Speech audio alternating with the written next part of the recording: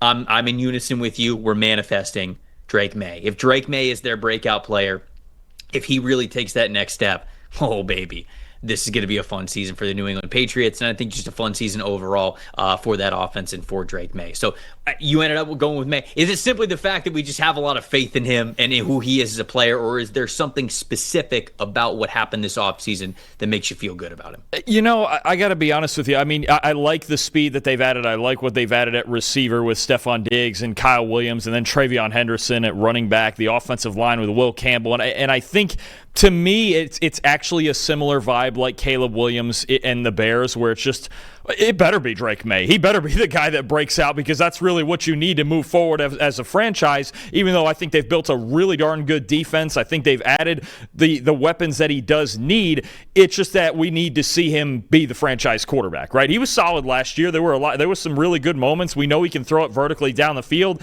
just didn't have the weapons. He was really good as a runner. I think his legs make a big difference when it comes to improvising and scrambling and even getting into the read option game a little bit. But I think that's where it was more so for me than, okay, he's going to, or I have one specific number that says he's going to. He has to.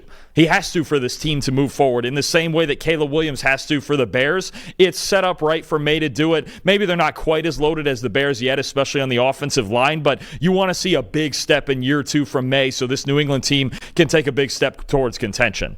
Yeah, I mean, when you look at some of his passing numbers last year, 3.5% turnover-worthy play percentage, that's the highest that he has had, since high school, right? I mean, like, he didn't have a turnover-worthy play percentage in a single season in any of his 3 years that he was at North Carolina. And the big-time throw percentage was just a 3.7%. That was the lowest that he would have had in any of his years at North Carolina as well. And so it was truly a rookie season for Drake Maye. But when you look at his turnover-worthy play percentage over those 2 years that he was a starter at UNC, it was in the 9%, 8% range. I mean, like, that is very, very high. And then turnover-worthy play percentage, 2.3 in his sophomore season. Then he dropped it even further to a 1.7 as a junior with less, impressive weapons to be able to throw to. And so I think that so much is left in the tank for Drake Maye to improve on his turnover-worthy play percentage, lower it, and take a big leap in big-time throw percentage. Something around the 5%, 6% would be fantastic from him.